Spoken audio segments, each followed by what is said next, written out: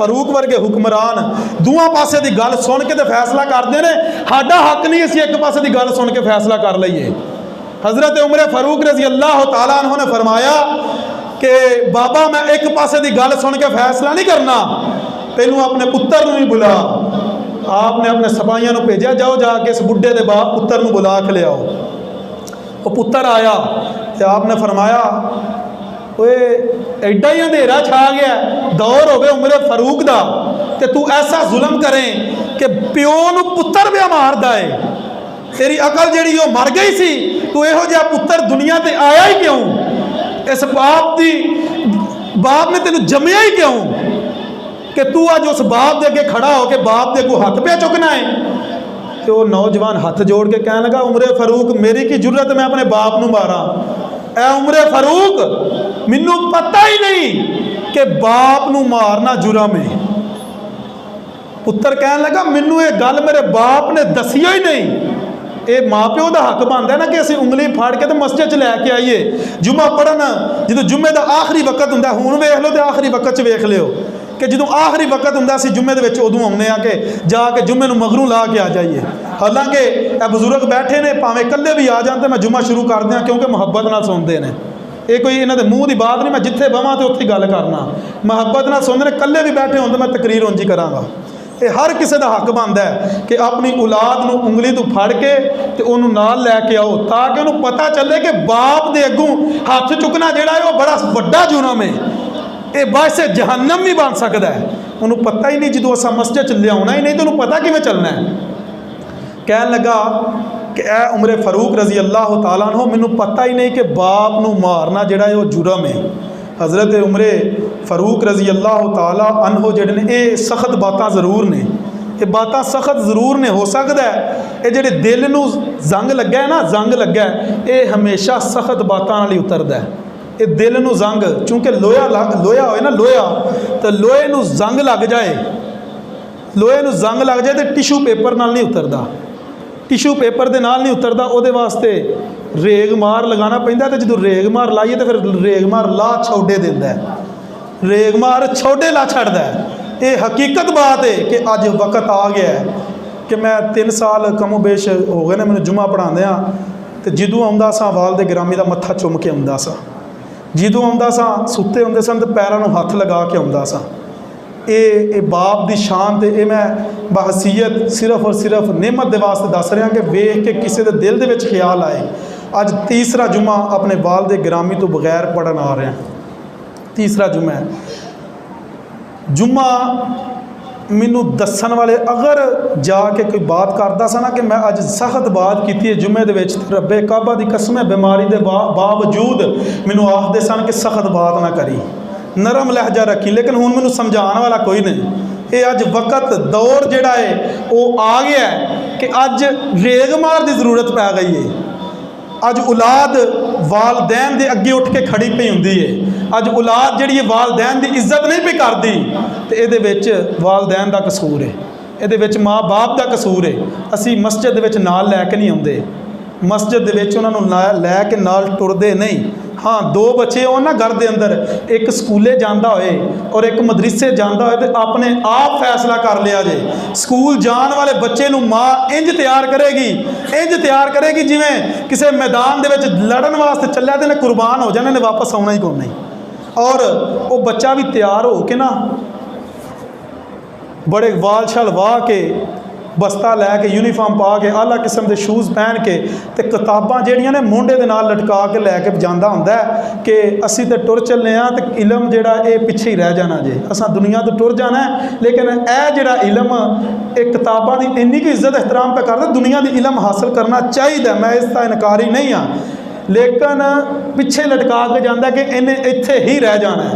और जो जाता है मदरसे दे विच बच्चा, उन्हें आप ही तैयार होना है, आप ही संवरना है, आप ही उन्हें पुट्ठे सीधे जिमें दे भी हुए कपड़े पहन के, उन्हें पाटे कपड़े ने वो पा के उन्हें कुरान नूं सीने नाल ला के जाना है, उन्हें कुरान नूं सीने नाल ला के जाना है कि अगर एक कुरान पढ़न पे जाना वा, मैं भी टुर जाना तो कुरान ने भी नाल ही जाना है। मुहद्दस एक लिखते हैं कि वो बात तवील हो जाएगी। उन्हें लिखिया कि मैं हज करने वास्ते गया तो जन्नतुल मुअल्ला दे विच मैं जाके ना तो सूरह यासीन पढ़न लग पिया। जन्नतुल मुअल्ला जिहदे विच हज़रत इमाम हसन और हुसैन दी नानी जान सैयदा फातिमा ज़हरा सलामुल्लाह अलैहा दी वा अम्मा हज़रत खतीजतुल कुबरा सलामुल्लाह अलैहा दफन ने। आप फरमाते ने उस जन्नतुल मुअल्ला दे विच जाके मैं यासीन की तलावत पे करना तो मेरी अख लग गई। आप फरमाते ने अख लगी ना तो ख्वाब च वेखदा कि एक कबर है, उहदे विच एक औरत है, तो औरत जिहड़ी है वो बड़ी खुश है। सारे कब्रस्तान वाले उस औरत के आल दुआले इकट्ठे हुए ने। मैं पूछया अम्मा ए सारे तेरे आल दुआले क्यों इकट्ठे हुए ने? कह लगी मेरा पुत्र सी अनपढ़ सी, जल्दी नाल इसलिए दस रहा क्योंकि मैं जी हदीस शुरू की है मैं पूरी करनी है। उस नौजवान जिहड़ा है वो मुहद्दस पूछते हैं कि तू तेरे आल दुआले लोग इतने इकट्ठे क्यों होए ने? वो अम्मा कह लगी जी मेरा पुत्र सी अनपढ़, उन्हें कारी साहब नूं एक दिन तकरीर करदे सुनिया कि जेड़ा माँ बाप की कबर ते खड़िया होके ते कुरान पढ़दा ना तो अल्लाह पाक उहदा सवाब उहदे वालदैन नूं दिंदा है, तो उन्हां दे वालदैन नूं अल्लाह बख्श दिंदा है, उन्हां दे वालदैन नूं अल्लाह बख्श दिंदा है। तो मेरा पुत्र रोंदा होया मेरी कबर दे उत्ते आया तो आके कहन लगा कुल हु अल्लाह पढ़ के ना हाली कुल हु अल्लाह सूरह इखलास पढ़ के कहन लगा रब्बा मैनू ऐ ही आउंदा है, जो मेरी शान है जो मेरे को आउंदा है मैं वो बयान कर दिता है। रब्बा यही सूरत मैनू आउंदी है, हुण आउंदी भी है सूरत है, हुण अपनी शायाने शान इहदा सवाब मेरी मां नूं अता कर दे। तो अम्मा कहन लगी कि ए सुनन वालिया ए पुछन वालिया मेरे पुत्र ने सूरह इखलास पढ़ के ते मेरी मिलत कर दिता, उहदा सवाब मैनू दे दिता।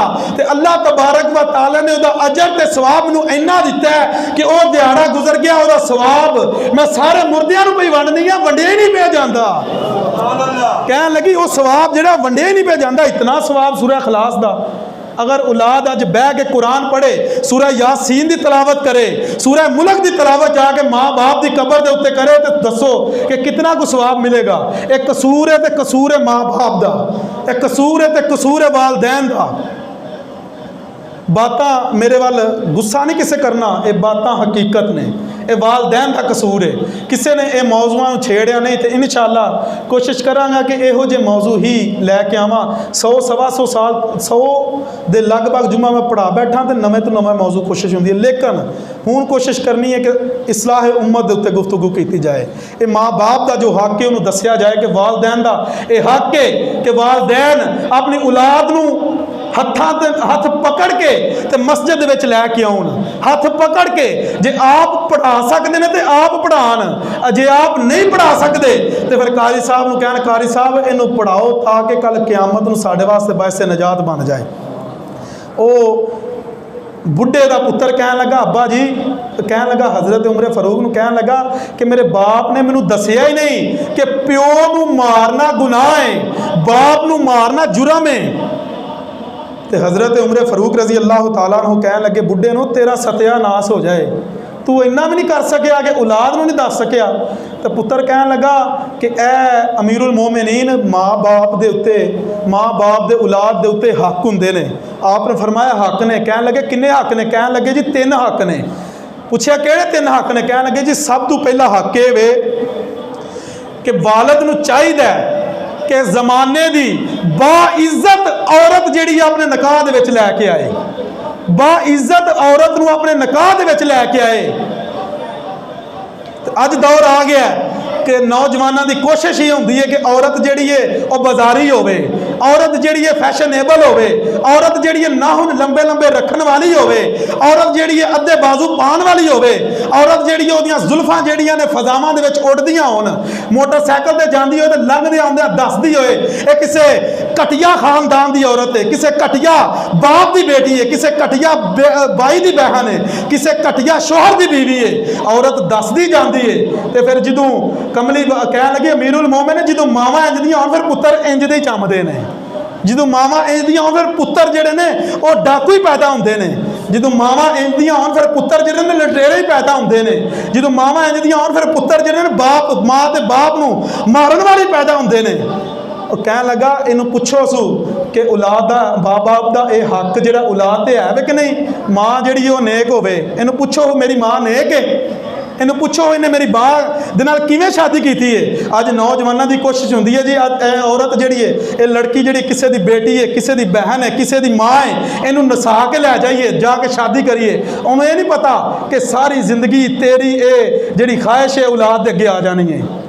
रब्बे काबा की कसम है, औलाद दे अगे इंजे ख्वाहिश आती है की हुई माँ बाप दी गलतियां कि क़यामत तक जिन्नी देर तक औलाद जी जिंदा रहेगी ना, तो कोई चंगा अमल करन लगेगी तो दुनिया आखेगी हाँ वेख्या तेनू, तेरी माँ नू भी वेख्या, तेरी भैन नू भी वेख्या, तेरे भरा नू भी वेख्या। ये वालद दा ये हक जिहड़े ने ये किसी ने दसे नहीं होने, लेकिन मैं इंशाअल्लाह कोशिश करांगा कि इन्हां दे उत्ते रोशनी पावां, इन्हां दे उत्ते रोशनी पावां। कहन लगा इन्हूं पुछो कि मेरी माँ किहो जी है।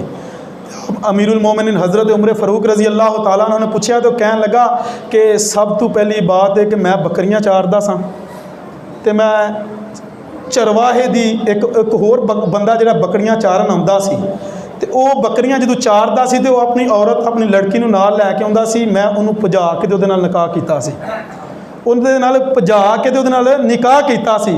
ए अमीरुल मोमिनीन इहदे नाल इहदी माँ जिहड़ी है वो इस तरह मैं एक यानी उन्होंने नसा के लिया तो उहदे नाल शादी की। तो नौजवान कहन लगा अमीरुल मोमिनीन पहला तो हक मेरे बाप ने ये मारिया, मेरे बाप ने मेरा पहला हक जिहड़ा है वो ये मारिया कि मेरी माँ चंगी नहीं सुहांदी। कहन लगा जी दूसरा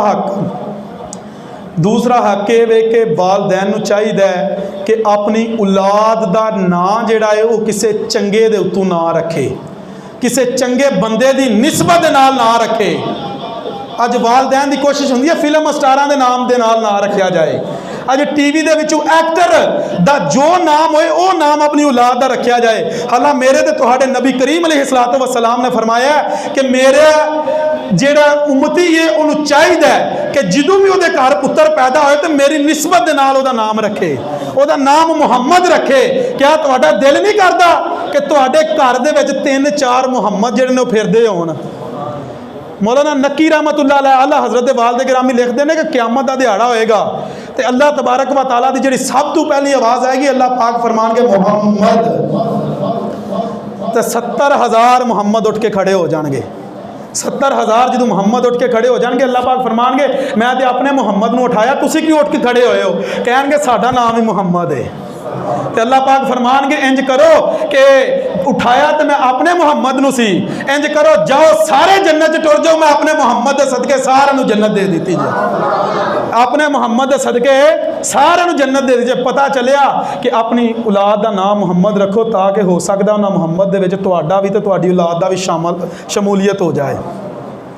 कहन लगा जी मेरे बाप ने मेरा नाम जिहड़ा रखा उहदे नाम का मतलब की सी? उस नौजवान जिन्हें अपने बाप नूं मारिया सी उहदा मतलब की सी? वो नौजवान ने जो पूछया ना तो कहन लगा कि मेरे नाम का मतलब है चमगादड़। ਇਹ ਜਿਹੜੀਆਂ ਚਮਗਾਦੜਾਂ ਉੱਡਦੀਆਂ ਨਾ, ਉਹ ਨੌਜਵਾਨ ਕਹਿਣ ਲੱਗਾ ਮੇਰੇ ਬਾਪ ਨੇ ਮੇਰਾ ਨਾਮ ਰੱਖਿਆ ਹੈ ਤੇ ਉਹਦਾ ਮਤਲਬ ਹੈ ਚਮਗਾਦੜ। ਤੇ ਆਪ ਨੇ ਉਸ ਨੌਜਵਾਨ ਦੇ ਬਾਪ ਵੱਲ ਵੇਖਿਆ ਤੇ ਕਹਿਣ ਲੱਗਾ ਸਤਿਆਨਾਸ ਹੋ ਜਾਏ ਤੇਰਾ। ਅਮੀरुल मोमिनीन ਕਹਿਣ ਲੱਗੇ ਤੈਨੂੰ ਪਤਾ ਨਹੀਂ ਕਿ ਕਿਸੇ ਚੰਗੇ ਦੇ ਨਾਂ ਤੋਂ ਔਲਾਦ ਦਾ ਨਾਮ ਰੱਖੀਦਾ? ਕਹਿਣ ਲੱਗਾ ਜੀ तीसरी बात ਇਹ ਮੇਰਾ दूसरा हक मेरे बाप ने मेरा मारिਆ। ये वालदैन दियाँ मैं गुफ्तगू करना कि वालदैन का जो हक है ये अज औलाद अपने माँ बाप के अगों खलोंदी है तो औलाद का माँ बाप का कसूर है। उस नौजवान ने कहा मेरे बाप ने मेरा दूसरा हक मारिया है। तो आपने फरमाया तीसरा जी तीसरा हक ये वे कि बाप नूं चाहिए कि औलाद नूं कुरान सीखे और कुरान सिखाए। औलाद जिहड़ी है वो फिर कुरान पढ़ेगी और कुरान पढ़ावेगी। और इस बाप नूं पुछ लो कि इन्हें मैनू किन्ना को कुरान सिखाया सिखाया है और आपने किन्ना को सीखिया है, इन्हें किन्नी को मैनू कुरान की तालीम दी है। इन्हें तो मैनू एक दिन भी नहीं कुरान की तालीम दी है। इन्हें तो मैनू एक बार ही दसिया कि कुरान पढ़ेगा तो हर लफज के बदले 10 नेकियां मिलणगियां। कुरान पढ़ेगा तो वो तेनू माँ की शान भी नज़र आएगी, वो तेनू बाप की शान भी नज़र आएगी, वो तेनू अहले बैत अतहार की शान भी नज़र आएगी, वो तेनू नबी करीम के सहाबा की शान भी नज़र आएगी। इनू पुछो इन्हें जिदू मैनू दसिया तो इन्हें दसिया कि बकरियां जाके फलानी जगह ते चारेगा ना उथू सही तरह चरनगियां, उथू जल्दी पेट भरेगा, उथे चारेगा तो बकरियां जल्दी जवान होणगियां, उथे बकरियां चारेगा तो यह फायदा होएगा, उथे बकरियां चारेगा तो बकरियां जेड़ियां ने वो दुध ज्यादा देणगियां। ते अमीरुल मोमिनीन मैं एक दिन अपने अपने बाप दे कोल पुछया कि ए बकरियां जेड़ियां ने ए जदों चारन जाना वा ते ए बकरियां जाके चरवाहे दे विच लड़दियां ने ते दस बाप नूं कहण लगा अब्बा जी दसो जदों लड़न ते उदों मैं इन्हां नूं की सजा देवां?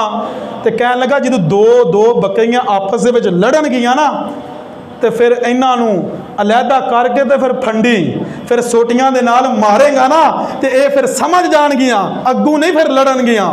ये मैनू तीसरा सबक दे के इन्हें कुरान मेरे को खो के मेरा हक लिया है। कहन लगा बकरियां नूं सैड ते जो लड़नगियां सैड ते खड़ के ते फंडी ते ए अमीरुल मोमिनीन इंज ही मैं बकरियां चार के घर आया ते आके वेख्या दोवें मां ते बाप मेरा लड़दा सी पिया ते मैं फिर फड़ लिया डंडा ते फिर मैं बाप नूं भी फंडिया ते मां नूं भी फंडिया।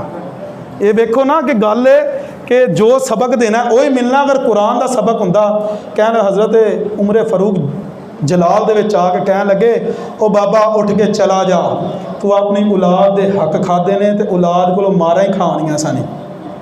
औलाद दे हक खादे ने जो औलाद नूं दसिया ही कि बकरियां लड़न ते मारना है ते अज तू पिया लड़दा सैं ते अज मार ही खानी सी। जो दसिया ही वो ही होना सी। आपने फरमाया शुक्र कर के तेरे पुत्र ने तेनों कतल नहीं कर दिता। जो तू हक अपने पुत्र दे अपनी औलाद दे खादे ने बनदा ते ये सी कि तेनों वो कतल कर दिंदा। यार कोशिश करो कि अपने वालदैन दे नाल हुस्ने सलूक करो, कतन भी अपनी माँ बाप दे अगों खड़े ना हो। ये नौजवानों के वास्ते वे माँ बाप नूं चाहिए कि अपनी औलाद के हकूकों का ख्याल करें। कल नूं आके आंदे ने जी ये साडा जिहड़ा बच्चा है ये साडे अगों बोलदा है, ये इहदी तरबियत भी असी कीती है, लेकिन इहदा दारोमदार उलमा फरमांदे ने नाम दे उत्ते बड़ा हुंदा है। इन्हां दे तरबियत भी इस तरह की करो कि हजूर नबी करीम अलैहिस्सलातु वस्सलाम ने जिवें दस्सिया है।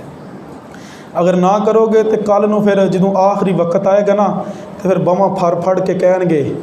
अज साडी कोशिश हुंदी है कि औलाद पैदा होवे या डॉक्टर बनाइए या इंजीनियर बनाइए तो या पायलट बनाइए तो वड्डा होकर बेशक जहाज़ बन जाए। कोशिश करो यार, कोशिश ये होनी चाहिए औलाद सोहनी पैदा होए ना तो कहो जी मैं इनू आलमे दीन बनावांगा, इनू मैं हाफिज़े कुरान बनावांगा। अगर बन जाए तो दुनिया भी समझ जाए आखिरत भी समझ जाए। अगर ना बने तो फिर समझो कि नीयत का सवाब माँ बाप नू मिलता रहेगा, कबर दे विच भी कबर दे विच भी सवाब मिलता जाएगा। अज औलाद जमदी है तो अगर हाफिज़े कुरान बच्चा होवे आलमे दीन बच्चा होवेगा ना तो कसम है रब्बे काबा दी कुरान पढ़ेगा कोल बह के जो आखिरी वक्त आवेगा। ये हर कोई मौत नूं भुल गया है, हर कोई भुलिया जी असां मरते जाना है, लेकिन याद करना गवारा नहीं करते। एक कोशिश ये होनी चाहिए है कि औलाद नूं इस काबल बनाओ कि जदों फौत होवे आखिरी वक्त आवे ना माँ बाप का तो कोल बह के कम अज़ कम ये ना है कि बाप का आखिरी वक्त तो बाप कभी नज़रां भरियां इधर वेखे तो कभी इधर वेखे, कभी इधर वेखे तो कभी इधर वेखे। अगर कुरान पढ़दा होवेगा ना तो आखिरी वक्त बाप की जबान दे उत्ते कुरान लाजमी जिहड़ा है वो जारी होएगा, लाजमी जारी होएगा, लाजमी जारी होएगा। कुरान अगर कोल बह के गप्पा मारेगा दुनिया दियां गल्लां करेगा ना तो हो सकता तेरा ईमान तेरा बाप नाल लैके ना जाए। आला हज़रत ने अपने फतावा रिजविया लिखा कि जो आखिरी वक्त हुंदा ना बंदे दा तो फिर शैतान एक प्याला ठंडे पानी का लैके कोल खलोता हुंदा है तो वो जो औलाद कोल पढ़ती होगी तो शैतान वाल नज़र नहीं जाएगी। अगर औलाद कोल बह के दुनियादारी दियां गल्लां करती होगी ना तो फिर वो शैतान आखदा होगा आ जा मेरे वाल आ जा, मैनूं पता तेनों बड़ी प्यास लगी है, एक बार मेरे वाल आ जा वेखी फिर दुनिया नालों ठंडा पानी मैं तेनों पिलावांगा। अगर कमज़ोर ईमान दा होवे, अगर औलाद पिछे ओहो जी छड्ड के गया होवे ना कि औलाद जिहड़ी है वो कुरान भी ना पढ़ सके तो फिर समझ लवो कि वो आखिरी वक्त अपने ईमान तो गाफल होकर जाएगा। दुआ है कि अल्लाह ताला सानू सारिਆਂ ਨੂੰ समझण दी अमल पैरा होने दी तौफीक अता फरमाए। सुबहान रब्बिका रब्बिल इज़्ज़ति अम्मा यसिफून व सलामुन अलल मुरसलीन वल्हम्दुलिल्लाहि रब्बिल आलमीन।